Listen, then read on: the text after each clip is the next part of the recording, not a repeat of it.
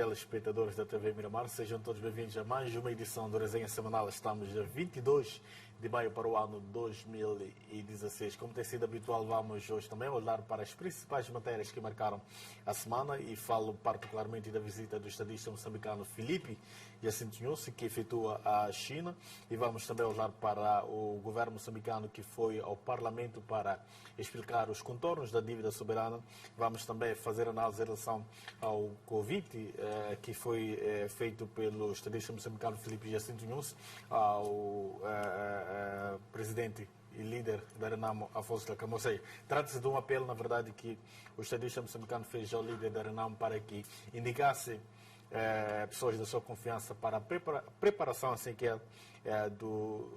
preparação para o retorno ao diálogo. Vamos também olhar para as manifestações que foram agendadas pelos partidos extra-parlamentares para os dias 21 e 22 do mês 40. E para tal, conto com a presença dos panelistas residentes. Falo do senhor António Muxanga, está aqui presente também o senhor Silvério Rongwan, bem como a esta Cigal. Queria, antes de mais, saudá-los e saber como foi a semana laboral de cada um dos panelistas, mesmo começando pelo senhor Muxanga. Boa noite, Muxanga. A sua semana, como foi? Muito obrigado. Minha semana foi razoável. Lamentavelmente, quando saí daqui na sexta-feira, recebi uma informação não muito boa de um cidadão baleado de Manica que estava no Hospital Central. Pronto, faz parte da história do assalto à enfermaria da cirurgia por elementos que se diz serem das Forças de Defesa e Segurança, que é lamentável. E lamentar também o falecimento do professor Firmino Mucavele e do Zeca Checo. E quero aproveitar esta ocasião para endereçar os sentidos pésames às famílias dos malogrados. Muito obrigado, Sr. Muxanga. Vamos então saber do Sr. Silvério Rongwan. Boa noite, como é que foi a semana laboral? Por acaso tive uma boa semana. Muito obrigado. Esta, como é que foi essa semana? Olá, boa noite, Macam. Cumprimento também aos meus colegas, que não os via há já uma semana atrás. A semana foi tranquila, a lamentar a perda de duas grandes figuras, cada uma na sua área.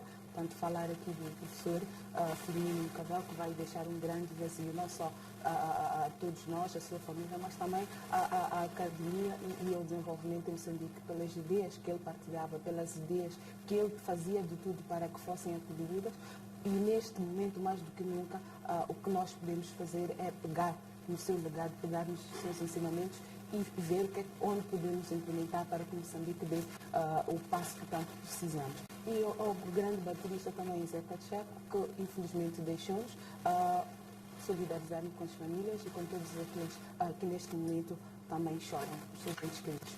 Muito obrigado. Quero, antes de mais, agradecer a presença de todos que aceitaram o nosso convite de forma incondicional. E o primeiro ponto que vamos analisar é a visita do estadista moçambicano à China. E gostaria de chamar a atenção do Dr. Rongwan, sempre que estiver a intervir, usar o seu microfone, por favor. E falando mesmo em relação à visita do estadista moçambicano à República Popular da China, gostaria de dizer que uma das grandes importâncias desta visita prende-se mesmo com o reforço à cooperação militar e de segurança. Vamos então tentar ouvir a opinião do Sr. Muxanga. Como é que olha então para esta visita que o estadista moçambicano Filipe Jacinto Nyusi está a efetuar à República Popular da China? Bom, primeiro dizer que é uma visita normal, uma visita de Estado, tendo em conta que desde que ele assumiu o poder ainda não tinha visitado a República da China. Lamentavelmente, os administrativos, não sei se são da presidência ou são do Parlamento, criaram uma situação não muito boa, porque a visita de Estado já era conhecida. Quando nós aprovamos o Plano Econômico e Social, uma das coisas que tem vindo à tona é saber quantas visitas de Estado o Presidente da República vai fazer por ano, que normalmente costumam ser de 3 a 5. E tenho entendimento de que esta visita já era conhecida. Não se diz em que países vai visitar, mas sabe-se que ele vai fazer 5 visitas de Estado, porque essas visitas são orçamentadas pelo valor que representa, o número de pessoas que tem que levar, e também porque o chefe de Estado chinês terá que vir ao nosso país. E também porque as visitas de Estado devem fazer-se acompanhado por deputados. Lamentavelmente, ficou-se muito tempo, não se autorizou o presidente e veio-se criar uma reunião da comissão permanente na véspera, isso depois manchou um pouco, uma coisa que pode ser evitada no futuro. Em relação aos ganhos, eu acho que vou esperar para ver. A cooperação militar entre Moçambique e a China já existia desde a luta armada da libertação nacional. Eu recordo-me que alguém estava a contar que o primeiro país que deu bazuca, a primeira bazuca que os guerreiros da Frelimo dispararam era do Mao Tse-tung, que Mao Tse-tung é chinês. Mas há outras coisas um pouco mais importantes do que essas coisas militares. É a cooperação para o desenvolvimento, vi que fizeram-se lá muitos acordos e a China prometeu também ajudar o país em matéria de mantimentos no momento em que nós temos esta situação da crise da dívida, em que não temos divisa. Quando alguém te dá comida é porque gosta de ti. Então, acho que é um ato normal e espero que os projetos que os chineses se comprometem a apoiar e possam cumprir efetivamente no bom sentido de ajudarem ao povo moçambicano. Muito obrigado, Sr. Muxanga. Vamos então ouvir a opinião do Sr. Silvério Ongwan. Dr. Silvério, tendo em conta o atual contexto econômico do país, que ganhos é que Moçambique pode ter com esta visita que o estadista moçambicano Filipe Jacinto Inhosso efetuou à China?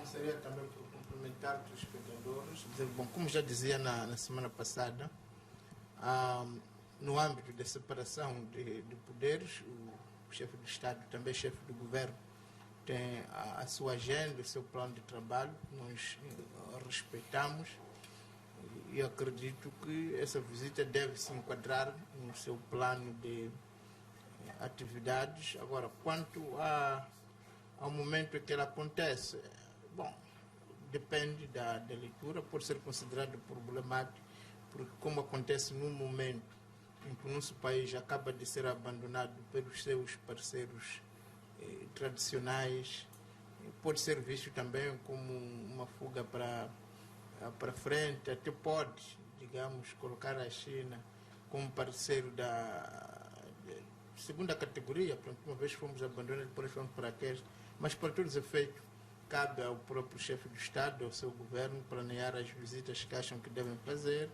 visitar os países que acham que devem fazer, portanto, vamos ver. Penso que uma visita de Estado, em princípio, não tem ganhos imediatos, mas vamos ver o que é que acontece disso. Ok, muito obrigado, Dr. Ongwan. Queria também ouvir a sua apreciação em relação a esta visita do estadista moçambicano.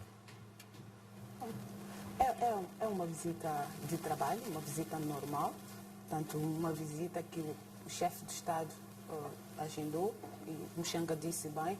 Aliás, o presidente, Sua Excelência o Presidente da República, quando da visita de trabalho à província de Cabo Delgado, teria contextualizado, não é?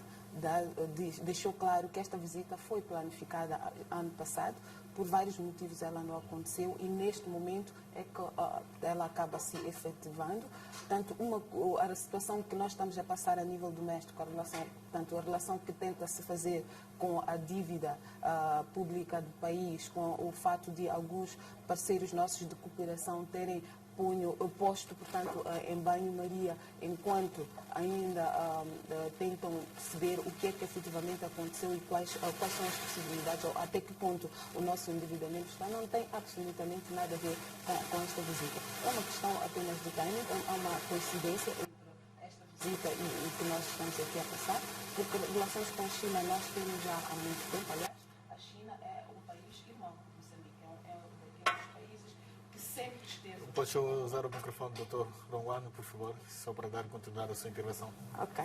Portanto, dizia eu que a China é um país irmão de Moçambique, é um país que sempre esteve ao lado de Moçambique, e, portanto, afigurava-se importante que o Presidente da República fosse lá conhecer, portanto, a China e que também haverá aqui a reciprocidade, portanto, que o presidente chinês seguramente virá a Moçambique. Obviamente que, dadas as circunstâncias em que nós vivemos e a necessidade de estreitar as relações que existem, portanto, entre os dois Estados, há aqui assuntos que não vão ser descurados, desde a cooperação e ajuda ao desenvolvimento, que neste momento são mais do que importantes. Precisamos de encontrar formas muito acessíveis e viáveis para alavancar a nossa economia, e a China tem estado a mostrar alguns sinais portanto, de fugir à crise, pese embora a conjuntura internacional ser também algo que preocupa a própria China.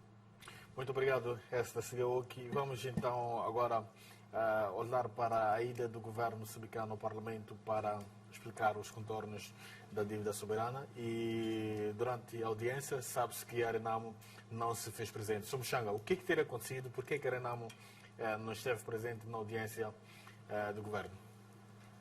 A Renamo não esteve presente na audiência do governo porque aquela audiência foi feita em violação ao regimento da Assembleia da República. A matéria urgente sobre a dívida foi requerida na sala da plenária, ao abrigo do artigo 29, e segundo esse artigo não se recomenda a apreciação da matéria, em primeiro lugar, em sede de comissões para darem parecer. A questão da dívida está enquadrada no artigo 200 e artigo 201, pedido de informação ao governo ou perguntas ao governo. Portanto, a nossa prática é que esse momento de perguntas ao governo ou pedido de informação não passa pelas comissões especializadas. É um assunto que envolve 250 deputados e não apenas a um determinado número, que neste caso a ideia era que tivessem na sala 34 deputados, representando as duas comissões, e graças a Deus foram para lá 16, onde um era do MDM e 5 da Frelimo. Significa que o MDM, um deputado consciente, não foi a essa audição porque percebeu que estava fora da lógica, e do lado da Frelimo, que devia ter 20 deputados, 5 conscientes não foram. E nós tentamos procurar perceber quem teria convocado aquela sessão. Até dia 16 não se sabia quem teria convocado o governo, apenas ouvimos que havia vontade expressa do Ministro das Finanças de ir às comissões especializadas em violação ao regimento. No dia 17, o Dr. Enéas Comite, não sei motivado por quê, é quem faz o convite ao governo, com menos de 24 horas para o governo vir à Assembleia da República. Portanto, nós metemos uma carta de repúdio a essas atitudes e estamos satisfeitos porque a senhora Presidente da Assembleia da República reconheceu que efetivamente houve violação, e na segunda-feira haverá a sessão da Comissão Permanente que tinha sido agendada na última sessão para o dia 23. Essa sessão vai ter lugar, que é para se analisar essas nuances. A nossa proposta, tendo em conta que a matéria é urgente, é que os deputados deverão ser solicitados para não voltar em junho, mas para voltar um pouco cedo, porque o local onde o governo tem que explicar a dívida não é nas comissões, é na sala de plenário, com publicidade à altura de todas as televisões que vão precisar de transmitir em direto, e todos os deputados colocaram os argumentos que melhor acharam para que a situação da dívida seja esclarecida. Ou seja, aquele não foi o espaço ideal para essa audição? Não é ideal para explicar a situação da dívida. Ok, muito obrigado, Sr. Mushanga. Vamos então tentar perceber o Sr. Silvério Ronguana. Como é que analisa então esta audição? Bom, primeiro é preciso dizer que o MDM, portanto, é um partido que respeita profundamente as decisões e as leituras que são feitas pelos outros partidos, e com isso não é obrigado a concordar, não? Mas tem um profundo respeito à agenda, à organização e às decisões que cada partido tomar. Não? No caso vertente, a Renamo achou que não devia ser assim, fez a leitura que fez, que nós respeitamos, mas não significa concordar. Também preciso esclarecer que os nossos deputados, de fato, nós só temos um deputado por comissão, portanto, um deputado da Comissão do Orçamento, que esteve, um outro deputado da Comissão de Defesa e Segurança, que não esteve porque estava na visita com o chefe do Estado na China. Portanto, é só para fazer essa correção, que não houve um deputado do MDM que não foi por ser consciente. Não, o MDM, graças a Deus, funciona de uma forma unitária e coordenada, portanto não houve essa divisão de perspectiva, simplesmente que o outro deputado não estava aqui. Bem, feitas estas correções, eu acho que a ida às comissões especializadas não me parece que exclui a ida ao Parlamento, por isso para nós aquilo foi o início das explicações que o governo deve dar ao Parlamento e foram fundamentais porque permitiu esclarecer e mostrar algumas nuances que nós já havíamos defendido. Por exemplo, quando o ministro das Finanças foi lhe perguntado sobre por que não houve essa informação ou não houve esse pedido da concessão desses empréstimos ao Parlamento, ele teria dito que fomos ditos que, como se trata de uma questão de segurança do Estado. E acho que isso é fundamental, porque o primeiro-ministro já havia dito que ele, não é? Portanto, não fomos porque achamos assim. Portanto, parece que ficou claro que há uma divisão de perspectiva. Portanto, o primeiro-ministro assumiu a não ida ao Parlamento como concordando com ela e o ministro das Finanças, da Economia e Finanças, distanciou-se. Portanto, significa que o próprio governo parece não ter uma posição única sobre esta matéria. A segunda questão que é preciso perceber é que a partir do momento que o governo diz nós não fomos porque achamos que estávamos a guardar a segurança do Estado, ou seja, abriu a hipótese, não é? Porque se nós concordarmos com este princípio de que qualquer indivíduo achando que isto tem aquela consequência, pode violar a lei. Por exemplo, estamos a dizer, se o governo não cumpriu a lei por razões de segurança do Estado, significa que um transento pode, a polícia mandando parar, não parar, achar que, bom, aquele polícia vai me fazer cobranças inúteis. Ou o próprio Ministério das Finanças, por exemplo, imaginemos uma instituição que dissesse assim, bom, eu não vou entregar a despesa, a receita consignada de receitas próprias ao ministro, porque o ministro pode usar este dinheiro para a corrupção ou para os seus interesses particulares, ou se uma criança em casa, bom, eu não vou declarar, vou pegar esse dinheiro do papá sem ter pedido, porque o papá vai usar isso nas suas bebedeiras. Portanto, parece-nos que o princípio que o governo está a alocar não só é perigoso e pernicioso para o Estado, como até para as famílias, porque imaginemos, se alguém diz, bom, não vou pagar dízimo porque o seu pastor vai usar isto para fins, digamos, não lícitos. Portanto, a lei não pode ser, a lei não se coaduna com esse tipo de colocações. Ninguém pode achar que eu não vou cumprir a lei por causa disso e daquilo. Portanto, a violação da lei é sempre um crime e deve ser desencorajado. A partir do momento que é o próprio governo que acha-se no direito de não cumprir a lei, alegando esta e aquela razão, é preciso que se saiba que está a abrir espaço para que dentro das empresas, por exemplo, um jornalista daqui de Miramar, não é de ir ao trabalho hoje por causa disso. É preciso que fique claro que a lei é dura, mas é lei. Portanto, se nós temos um governo que está sempre a apelar ao cumprimento da Constituição, das leis, como é que foi capaz, neste caso vertente, de não cumprir a lei alegando isto ou aquilo? Portanto, parece-nos que este princípio de não cumprimento da lei alegando isto ou aquilo é uma ameaça não só ao Estado, não só às leis, mas é uma ameaça às nossas instituições, é uma ameaça às nossas famílias, é uma ameaça a uma sociedade civilizada e organizada, pelo que deve ser desencorajado. Portanto, significa isto que há um reconhecimento tácito, claro, de que o governo violou a lei, e se violou a lei, cometeu um crime, e se cometeu um crime, este crime tem de ser punido. Portanto, há mais uma razão, portanto, desta audição, ficou claro que há mais uma razão para, de fato, se prosseguir em frente, explicando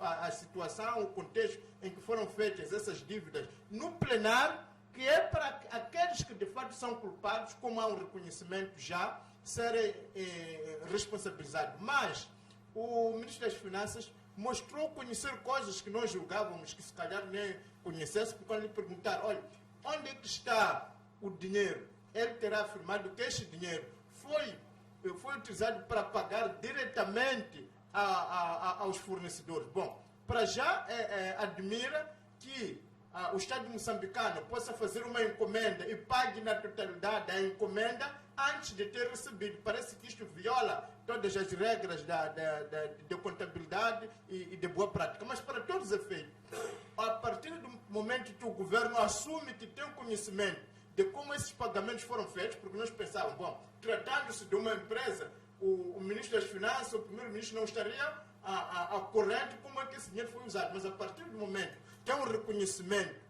é uma assunção da parte do ministro das Finanças de que ele sabe como é que o dinheiro foi usado, significa que ele tem que mandar, antes até dessa discussão, no plenário das notas contabilísticas, das transferências que foram feitas, para se conhecer, o objeto que foi pago é este, foi pago para aquela empresa, que é para permitir que, em sede da comissão de inquérito, que já a minha bancada pediu que fosse feito, possa analisar a veracidade desses documentos, possa até visitar estes tais fornecedores e até possa visitar as empresas, mostrando que as maquinarias que foram pagas são estas. Ou o que foi pago foi para construir este edifício, a empresa que significa que, com as recentes declarações do ministro da Economia e Finanças na Assembleia da República, ficou mais claro do que nunca a necessidade de uma comissão de inquérito que poderá analisar esses documentos, até visitar esses países, para se perceber que é prática nesses países uma transferência de somas tão avultadas, como é falar de 900 milhões de dólares numa tacada, para pagar uma empreitada que nem sequer ainda foi iniciada. Portanto, é preciso perceber nesses países onde esses empréstimos foram feitos, como é que funciona o sistema bancário. Como é que esses países não têm o conhecimento da necessidade que os governos têm para a avaliação das dívidas, da autorização do Parlamento.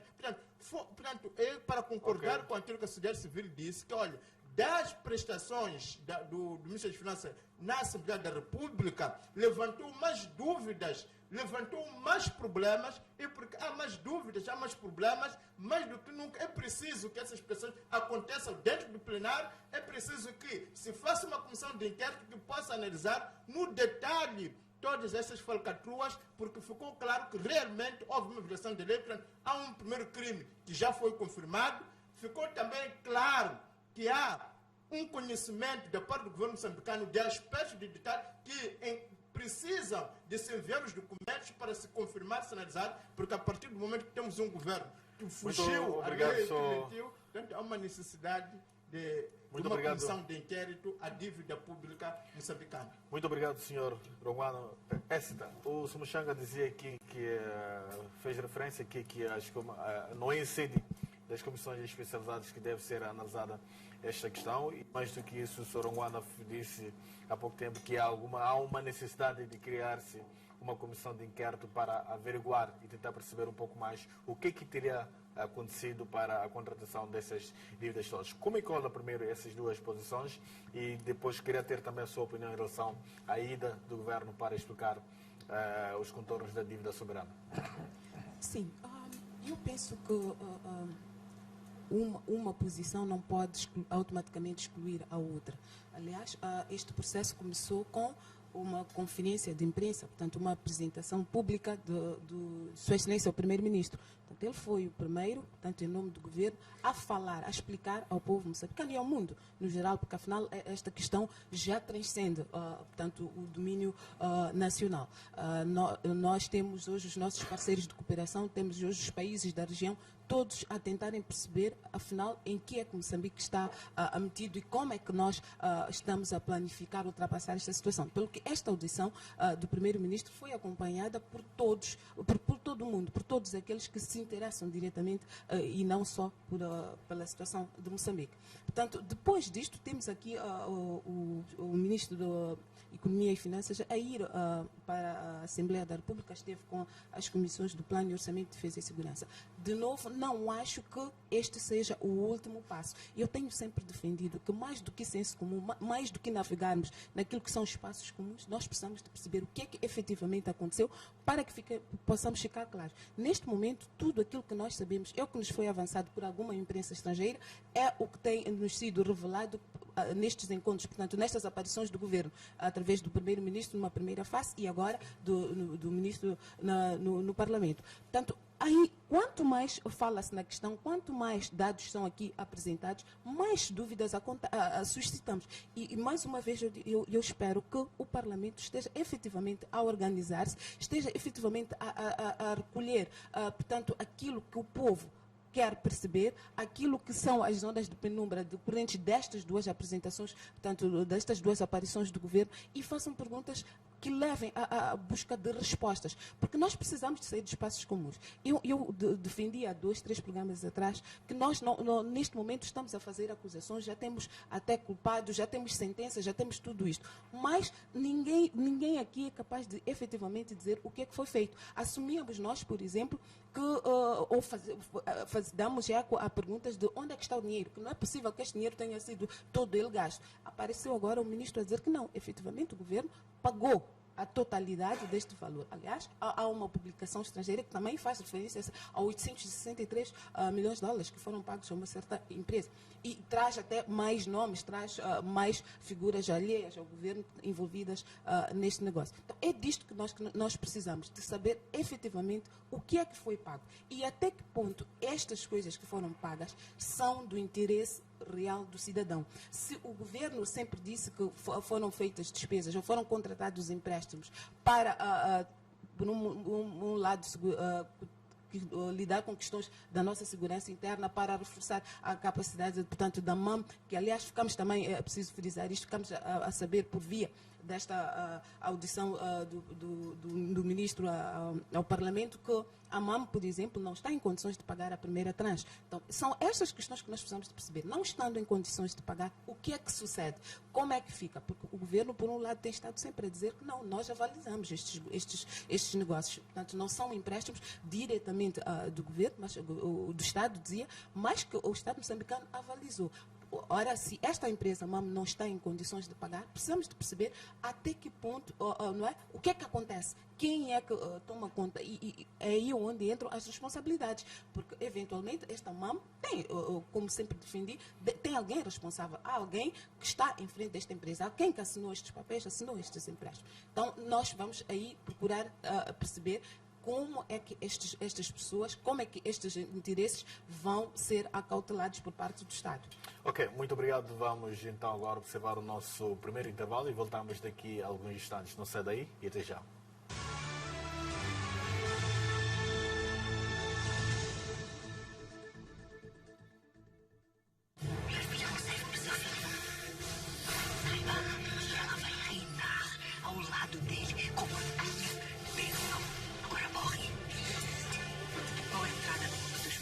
E o Net consegue derrubar o rei.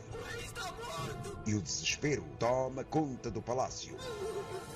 Os 10 mandamentos. Se haja algum culpado pela morte do rei, ele deve ser encontrado e executado. Amanhã, os 10 mandamentos.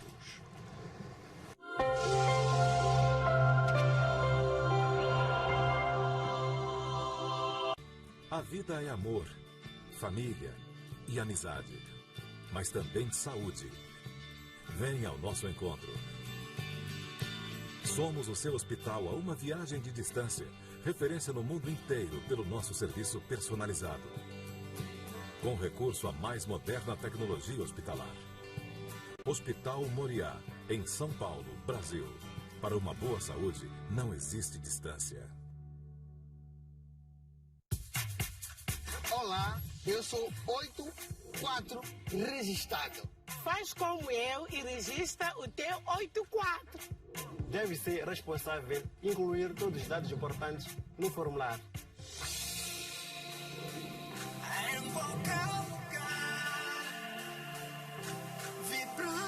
Registra já para não teres o teu 84 barrado. Com o teu 84 registrado, desfrutas das vantagens sempre que a Vodacom tiver um concurso. Não é fantástico?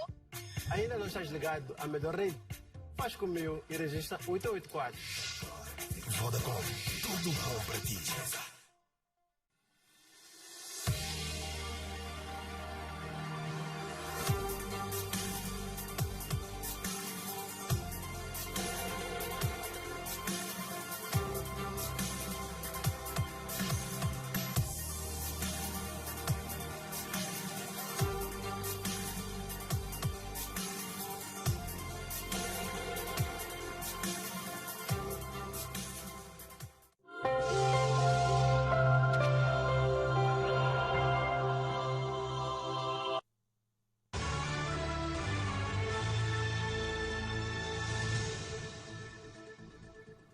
Boa noite, uma vez mais estamos de volta para a segunda parte do Resenha Semanal. Estamos aqui a olhar para a ida do Governo ao Parlamento para explicar os contornos da dívida soberana e vamos neste momento olhar para o apelo feito pelo estadista moçambicano Filipe Jacinto Nhusi ao líder da Renamo Afonso Lacam, no sentido de indicar 3 homens da sua confiança para juntarem-se aos homens ou talvez ao grupo que foi criado pelo governo para a preparação do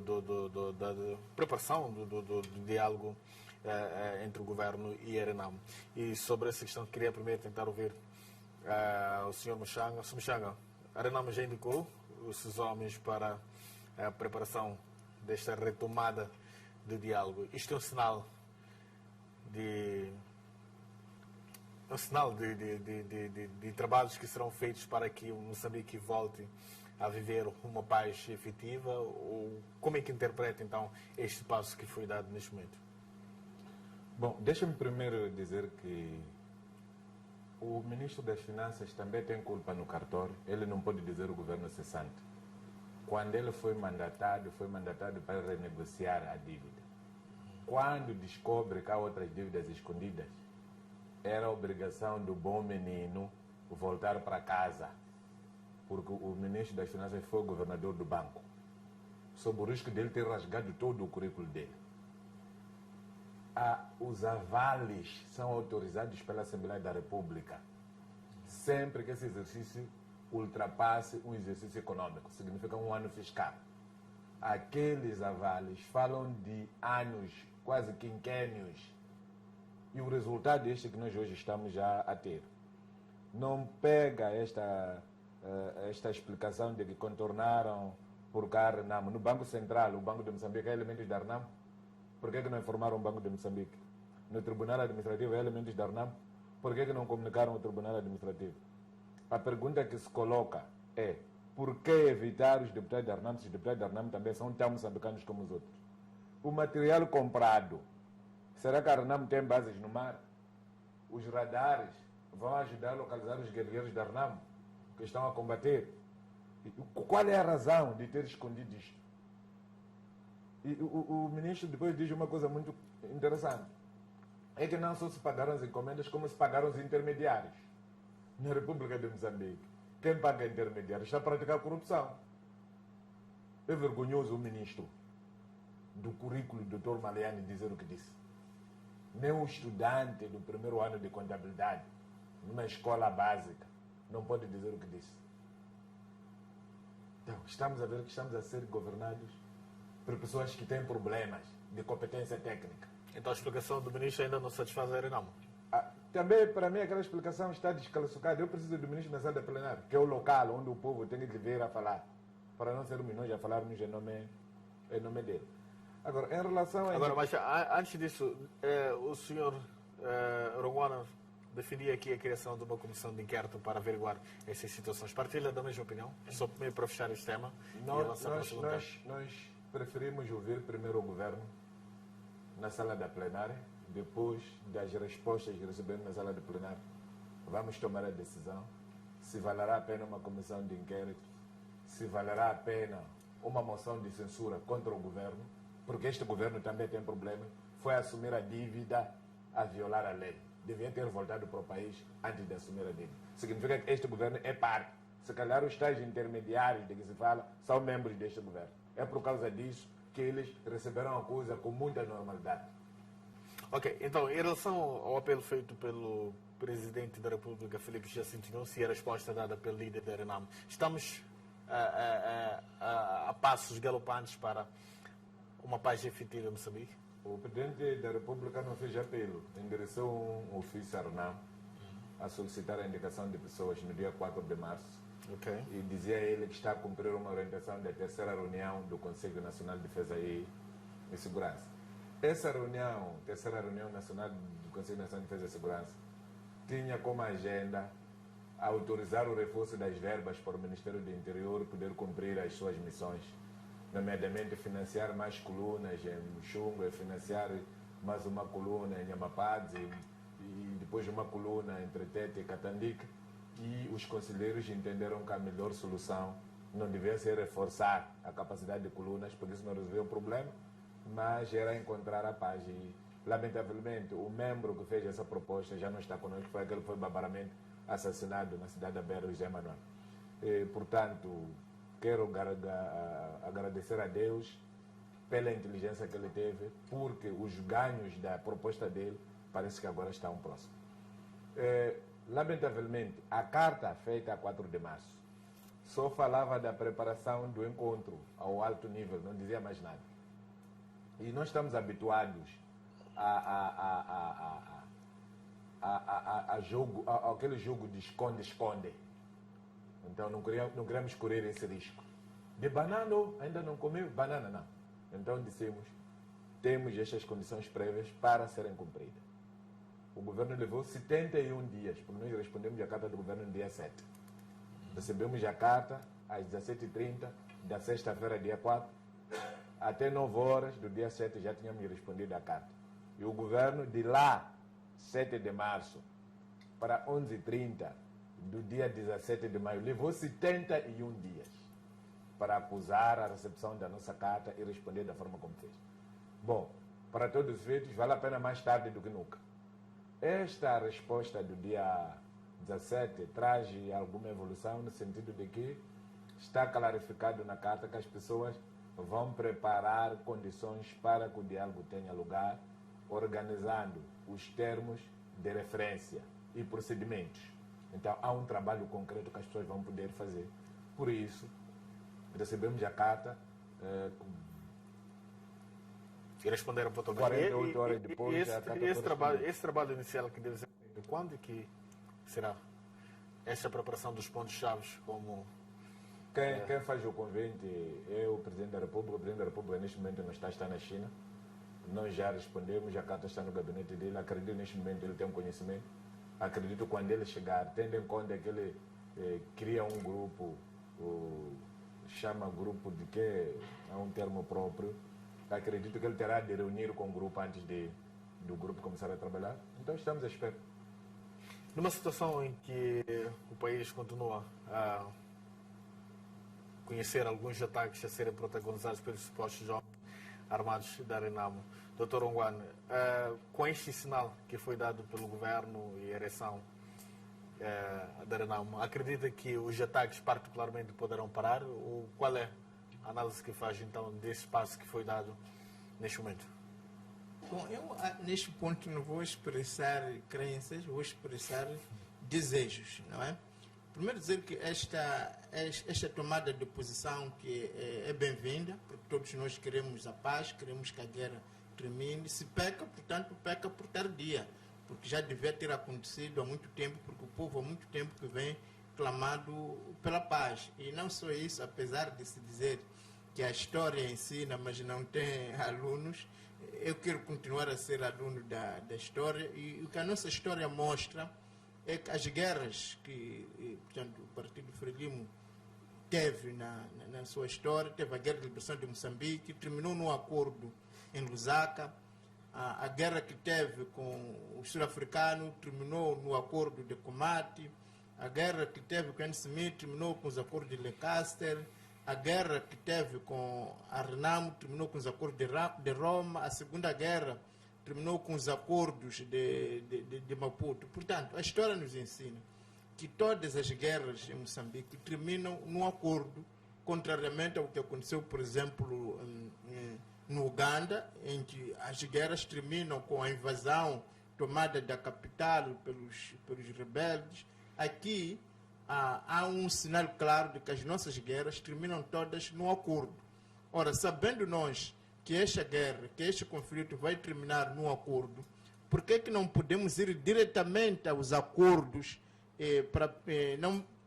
para evitar a morte de pessoas, a destruição de bens? Portanto, para dizer que o que nós desejávamos, o que o povo acredita também que deseja, é que este convite, este início de diálogo, fosse acompanhado já por declarações unilaterais, por exemplo, é uma proposta de cessação de hostilidade, de boa-fé, de boa vontade. Portanto, se as duas partes, a partir do momento que mostram este desejo de conversar, de dialogar, de negociar, de terminar com a guerra, também podiam, isso seria muito importante, seria bem-vindo, também fizesse declarações unilaterais de cessação de hostilidade, de um cessar-fogo, que é para permitir até que essas equipas negociais, que o tal encontro de alto nível possa acontecer num ambiente de calmia, num ambiente de entendimento. Porque nós, como defendemos sempre a paz, o diálogo, a negociação,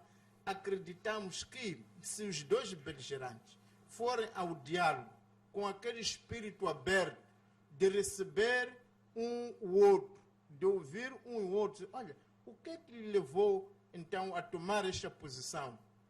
Diz lá. Acha que não é essa abertura entre o governo e a Renamo? Por isso estou no âmbito dos desejos. Não é desejo que a Renamo e a Frelimo, que já assinaram 2 acordos, acredito que esses acordos foram possíveis sempre que foram com este abrir do coração, de querer receber o outro, de querer ouvir o outro. Mas acredito também que se o diálogo para a cessação de hostilidades é importante que seja feito entre a Renamo e a Frelimo, que efetivamente tem homens armados, e só eles dão ordens a esses homens, mas acredito que para nós atingirmos aquela paz desejada, isso deve ser um ponto para um diálogo nacional inclusivo, em que, por exemplo, os 3 líderes, portanto, o presidente Davis Simango, o presidente Gakamo, o presidente Nunes, que são os presidentes dos 3 partidos parlamentares, pudessem se encontrar e até sequer com a possibilidade de se abrir a outras forças políticas, abrir à sociedade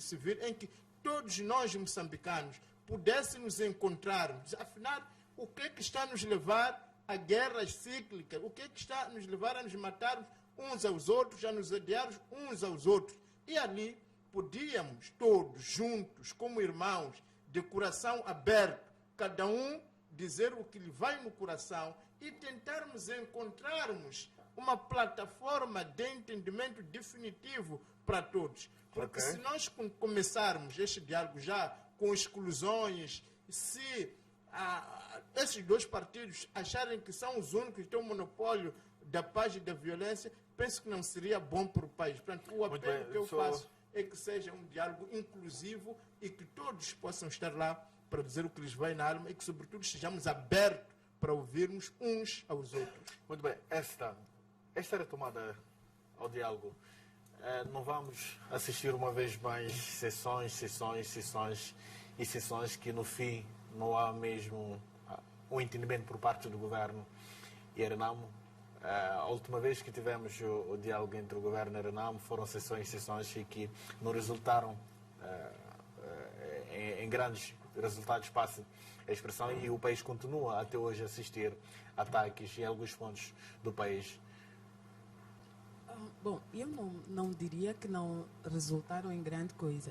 O Centro de Conferências João Kishi-san, acho que foi depois de 104 ou 108 rondas, não me recordo. Mais de 100 rondas, não é? Produziu algumas coisas. A lei eleitoral que nós temos hoje saiu do Centro de Conferências João Kishi-san.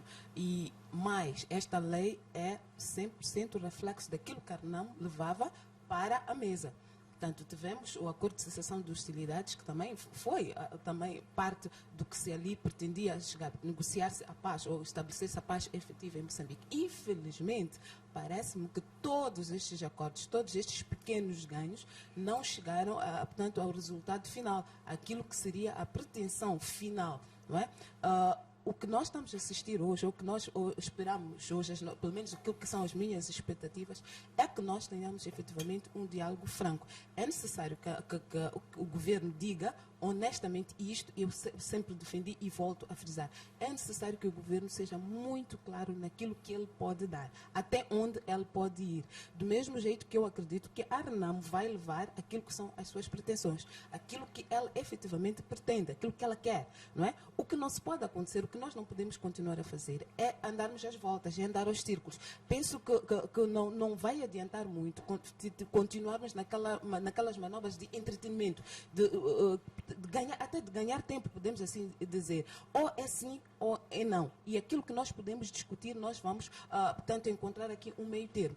Grandes decisões ou grandes alterações, se partirmos do princípio que aquilo que nós já ouvimos, que era uma das pretensões da Renamo ou do líder da Renamo, é governar nas províncias em que ela acredita ter ganho as eleições, e eu penso que, mais uma vez, é preciso que fique claro como é que vai chegar, portanto, a essa possível governação, se isso fizer parte da agenda, não é? Porque o que o presidente fez foi, mais uma vez, pedir que o líder da Renamo, ou instar o líder da Renamo a apresentar aqueles que seriam o seu rosto na definição dos procedimentos, na definição dos termos de referência e também, provavelmente, de uma agenda. Portanto, agenda de diálogo ao mais alto nível.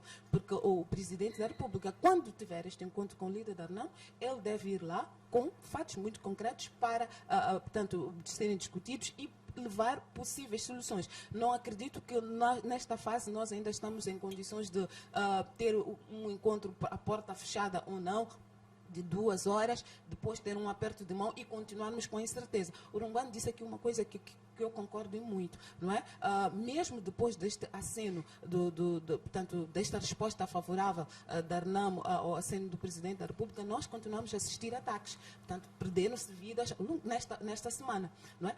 Não sei se vale a pena continuarmos aqui a discutir se seriam supostos homens da Renamo, seriam outros bandos errantes, se existiria uma terceira força. Não sei se isto vale muito a pena, porque vamos provavelmente terminar este programa em alvoroço, não é? Mas fato é que nós continuamos a viver exatamente a mesma situação que tínhamos antes da cessação do acordo, da assinatura do acordo de cessação de hostilidades. Temos exatamente a mesma situação que vivíamos antes portanto, do Presidente da República ter resposta da Renamo, antes do Presidente produzir esta carta. Portanto, estamos exatamente no mesmo ponto no que respeita à liberdade de circulação de pessoas e bens, no que respeita à possível estabilidade, portanto, que todos nós almejamos. Então, eu penso que isto tem que ficar claro, que precisamos de pôr um ponto final, não significando, portanto, uma barganha a qualquer custo, porque se nós continuarmos a insistir numa barganha a qualquer custo, provavelmente vamos ter aquilo que tivemos durante estes 20 anos, não é? Em que alguém vai continuar a manter uma pedra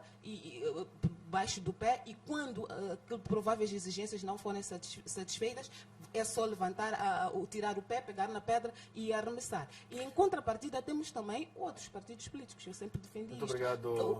Um possível diálogo tem que ter em conta que Moçambique é de todos nós. E provavelmente é chegada a altura de pararmos com esta bipolarização, portanto, dos assuntos de defesa e segurança, como também de estabilidade. Muito obrigado, Esther. Vamos então observar o nosso último intervalo e voltamos daqui a alguns instantes. Não sai daí e até já.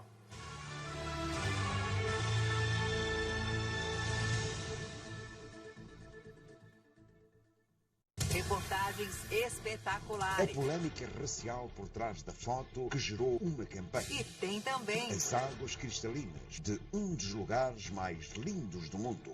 Daqui a pouco, no Domingo Espetacular.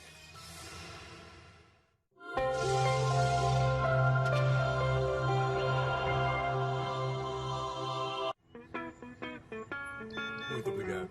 Então, já está? Beleza? Não deu, não. Posso ajudar, minha senhora? Já está. Onde entramos? Pago com M-Pesa. M-Pesa.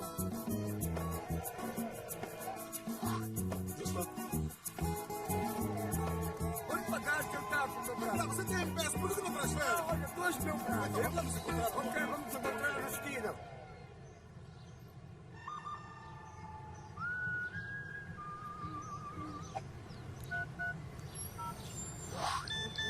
Gostou? Toda a gente já sabe. O M-Pesa é a melhor forma para movimentares o teu dinheiro a partir do celular. Compra crédito, transfere dinheiro e faz pagamentos a qualquer hora do dia, de forma fácil, rápida e segura.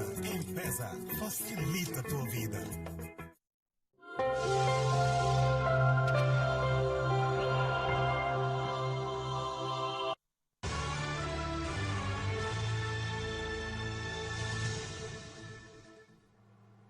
Boa noite, uma vez mais estamos de volta para a terceira e última parte do Resenha Semanal e vamos agora olhar para as manifestações que foram inicialmente agendadas para o passado dia 21 e 22 do mês corrente pelos partidos extra-parlamentares e é uma manifestação que foi anunciada pelo senhor João Massão, que na última sexta-feira acabou aparecendo publicamente também a mostrar incertezas em relação à realização da mesma, porque foi supostamente agredido por desconhecidos. E daquilo que nós percebemos é que com esta manifestação queriam repudiar a situação que o país vive atualmente. Estamos a falar da questão da dívida soberana, estamos a falar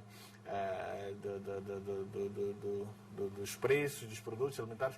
Há muita coisa que foi arrolada aqui. Vamos então tentar perceber, Sr. Ronguana. Sr. Ronguana, como é que olha então para essa questão? E estamos a falar de partidos políticos extraparlamentares que acabaram até trocando certas acusações publicamente. Pareceu-nos que houve uma falta de entendimento e é quem diz que houve envolvimento de certos valores monetários na ordem de 300 mil euros que foram financiados pela União Europeia. Bom, eu não queria entrar muito na fofoca. O que digo é que nós, como partido, respeitamos as agendas, as atividades, os posicionamentos e as estratégias dos outros partidos políticos. Portanto, nutrimos um profundo respeito por isso, na mesma medida que também queremos ser respeitados. Este é o primeiro aspecto. O segundo aspecto, é preciso também entender que o direito à greve, o direito à manifestação, para além de ser um direito consagrado na nossa Constituição, é um direito humano básico, porque da mesma maneira que do ponto de vista singular, individual, as pessoas têm direito de gritar, de chorar, de rir.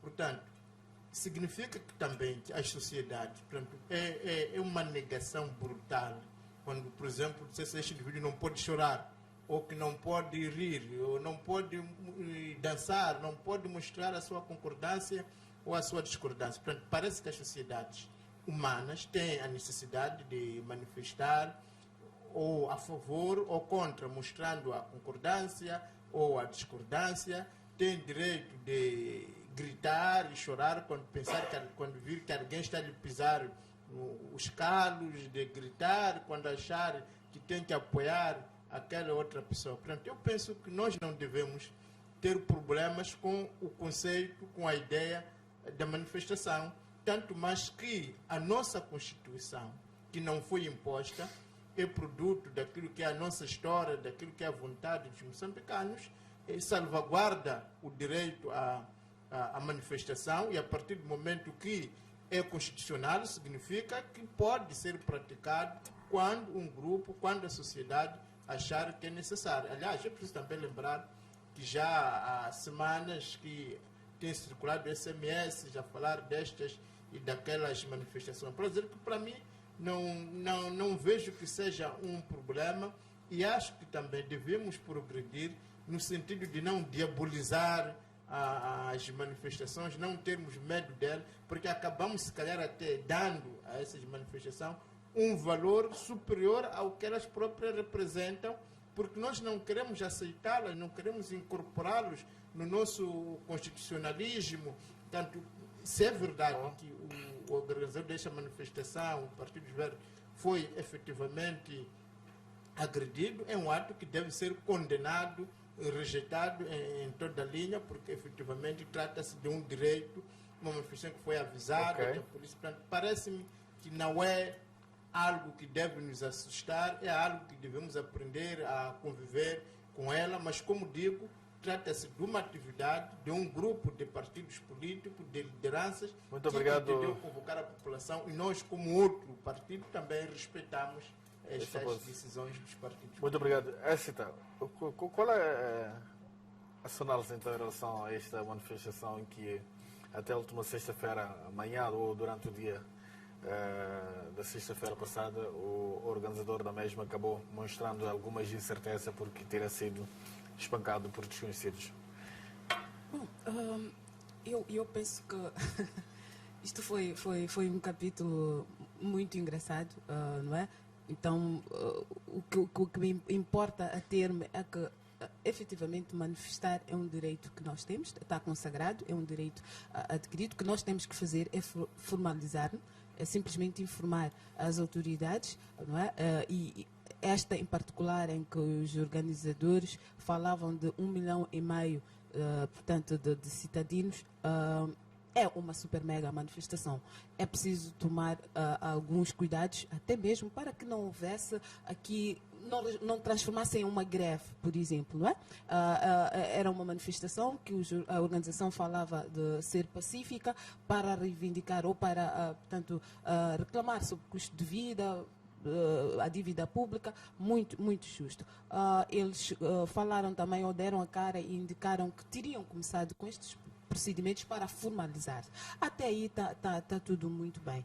Eu, pessoalmente, acho que não, se alguém quer manifestar-se e a lei dá-lhe espaço para isso e ela cumpre com todos os formalismos para tal, eu acho que as pessoas manifestam-se. E ainda por cima, esta manifestação foi convocada para sábado e domingo. Normalmente o sábado eu uso para cuidar dos meus afazeres. Domingo, este em particular, é um dia muito longo. Portanto, calha o último domingo, eu tenho igreja o dia todo e final do dia que estamos aqui. Então, pessoalmente, não poderia me juntar a ela, porque tenho outras coisas para fazer. Mas acredito eu que quem pudesse e estivesse disposto, poderia lá estar. Pelo que não há muito aqui para discutir, não há muito aqui para falar. É um direito que as pessoas têm e desde que se conformem, são livres. Muito bem. Somochanga, falou-se também, algumas mensagens circularam a fazer referência do envolvimento da deputada Ivone Soares e também do José Manteiga nesta manifestação. Falou-se também de algumas somas na ordem de 300 mil euros e que essas pessoas estariam ou iriam beneficiar desses montantes para organizar essa manifestação. Alguma reação em volta dessa questão? Lamentavelmente, desta vez não envolveram o meu nome, porque essas pessoas na segunda-feira terão um processo na Procuradoria para me mostrarem quem me deu o dinheiro. E não sei se a doutora Ivone vai deixar. Se fosse eu, uma bote ia bem na segunda-feira, teria um processo, a semelhança do que fez com o Jornal Público. Apesar de terem fechado as portas, o Marcelo Monse terá que vender a casa dele para me pagar, porque me difamou. Agora, o que estás a dizer, antes de responder a isso, eu gostaria de dizer que não é verdade que a doutora Ivone Soares esteja envolvida nesse assunto, o deputado Manteiga esteja envolvido nesse assunto. Aliás, o próprio deputado Manteiga tem problemas financeiros, estive a falar com ele, preocupado com um valor muito simbólico para realizar uma atividade muito simples que ele tem esta semana, porque ele vai graduar. Portanto, não havia de ter tanto dinheiro para gastar, a financiar coisas que não têm pé e nem tem cabeça. Aliás, o presidente da RNAM disse claramente o que nós temos que fazer agora é ouvir e perceber que da crise econômica quem vai sofrer é o povo moçambicano em vez de festejar. Portanto, eles mesmo que tivessem dinheiro estavam proibidos pelo partido a financiar esse tipo de atividade. Lamento que este país não tenha serviços de informação e segurança do Estado ao serviço do Estado. Limitam-se a ouvir boateiros do tamanho de Miguel Mabote e a Copsidine. E depois quem não conhece Miguel Mabote pensa que está com uma grande pessoa. Miguel Mabote é uma pessoa muito perigosa, do tamanho superior ao do diabo. Eu tenho histórias que eu a contar aqui, muita gente até pode cair. Que histórias são essas, Somochanga? São histórias muito tristes do passado e presente do Mabote. Como é que o Mabote vive? Então, o que eu gostaria de dizer, uma tabela apareceu aqui a juntar os três para um debate. E ficou claro que não há possibilidade de juntar aquele tipo de pessoas, por exemplo, para negociar a paz com eles. Então, há pessoas que não podem ser juntadas.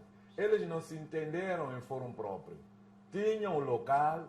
Eu não sei se essa coisa de oposição construtiva não tem Assembleia Geral. Porque deviam ter requerido o pedido da Assembleia Geral para impugnar o quê? A decisão que o Massango tomou em nome de quê? Do grupo. No lugar disso, andaram aí a... Quer dizer, coisas terríveis. E Mambote apresenta-se como pastor da igreja.